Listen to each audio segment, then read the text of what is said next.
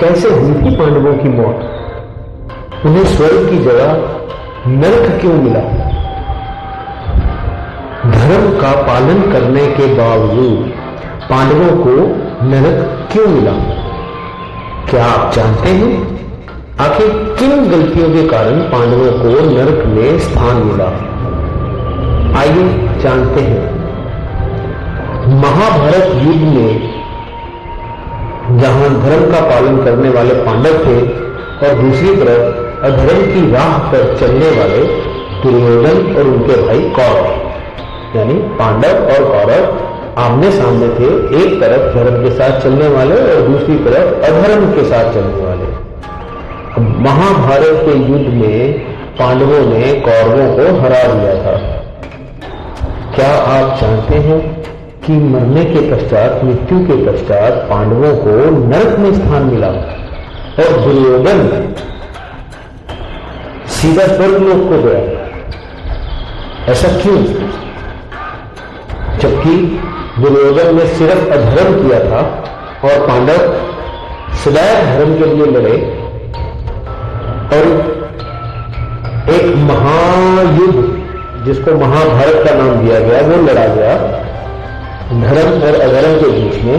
फिर भी पांडवों को नरक मिला और दुर्योधन को स्वर्गलोक का वास मिला।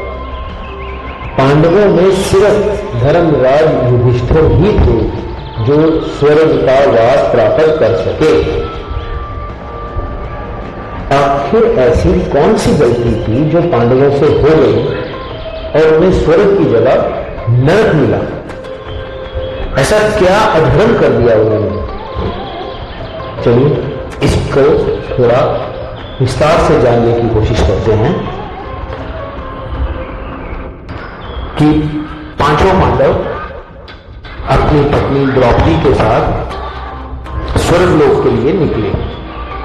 जब ये युद्ध, महाभारत का युद्ध समाप्त हुआ और राजा युधिष्ठिर, धर्मराज युधिष्ठिर हस्तिनापुर पे राज सिंहासन में राजा बनके स्थापित हुए, तो उसके बाद तकरीबन 36 सालों तक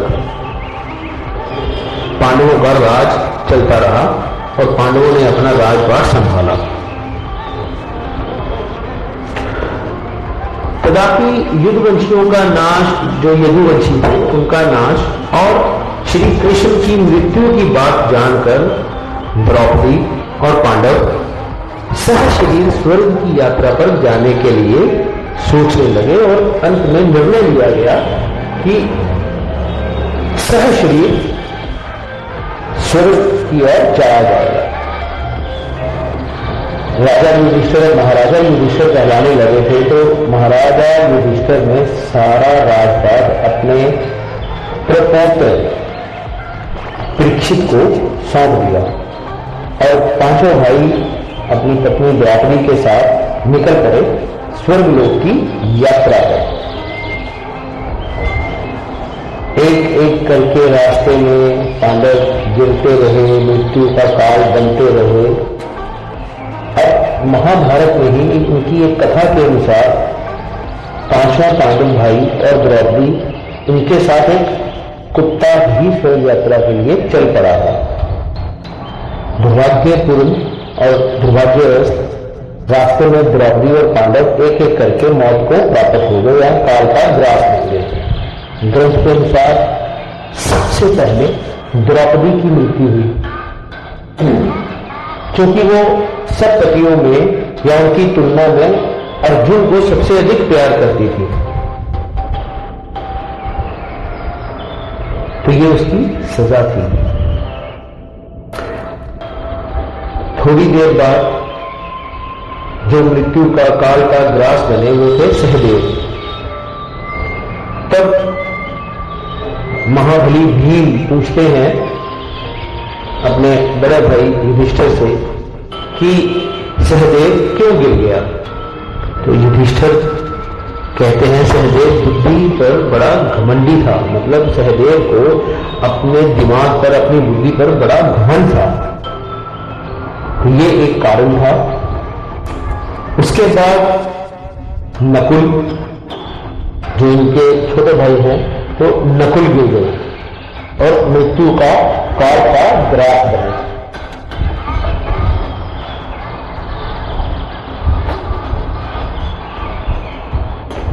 तब फिर से महाबली भीम ने युधिष्ठिर से पूछा अपने बड़े भाई से कि अब नकुल क्यों गिर पड़े और ये मृत्यु का शिकार कैसे हो गए और ये काल का ग्रास कैसे बन गए। तो युधिष्ठिर बोले कि नकुल को घमंड हो गया था कि वो बहुत खूबसूरत है। अपने इस घमंड के कारण, अभिमान के कारण इसकी ये गत हो गई और ये मृत्यु को प्राप्त हुआ। उसके बाद अर्जुन, तो अर्जुन को अपने पराक्रम पे बड़ा अभिमान और घमंड हो गया था। युधिष्ठिर कहते हैं कि ये घमंड अर्जुन को भी ले बैठा और काल का ग्रास करे। फिर बारी आती है महाबली भीम की, वो भी गिर पड़ते हैं। भीम ने गिरते हुए मृत्यु के और अग्रसर होते हुए युधिष्ठिर से इसका कारण पूछा तो उन्होंने बोला कि तुम खाते बहुत थे और यदा कदा अपने ताकत का, अपने बल का प्रदर्शन करते रहते थे, इसलिए तुम्हारी ऐसी गत हुई और तुम भी काल का ग्रास बन गए हो। अंत में युधिष्ठिर के लिए स्वर्ग के द्वार तो खुलने ही थे, क्योंकि सिर्फ वही बचे और वो स्वर्ग के द्वार तक पहुंच गए। लेकिन उनके साथ एक कुत्ता भी था। अब वो सारे रास्ते उनके साथ रहा है तो उसे भी स्वर्ग ले जाना तय था। युधिष्ठिर चाहते थे कि इसने पूरा साथ दिया है तो ये स्वर्ग में साथ लाए।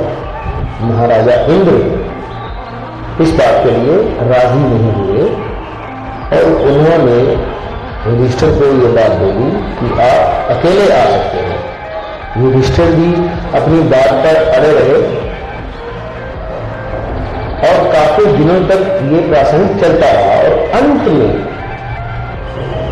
कुत्ते के रूप में यमराज थे जो अपने वास्तविक रूप में प्रकट हुए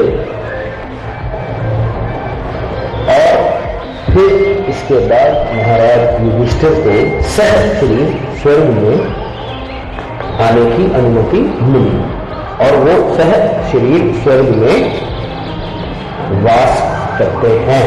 तो ये एक छोटी सी कहानी है इन पांडवों की कि ऐसा क्या हो गया कि पांडव निकले तो स्वर्ग के लिए थे, लेकिन सह शरीर सिर्फ युधिष्ठिर ही पहुंच पाए, बाकी पांडव नहीं पहुंच पाए।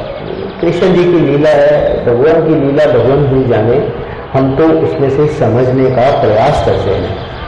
तो अपना कर्म करते रहें, अधर्म की राह पर ना चलें, अपने किसी भी बात पे घमंड ना करें और प्रभु की भक्ति करते रहें।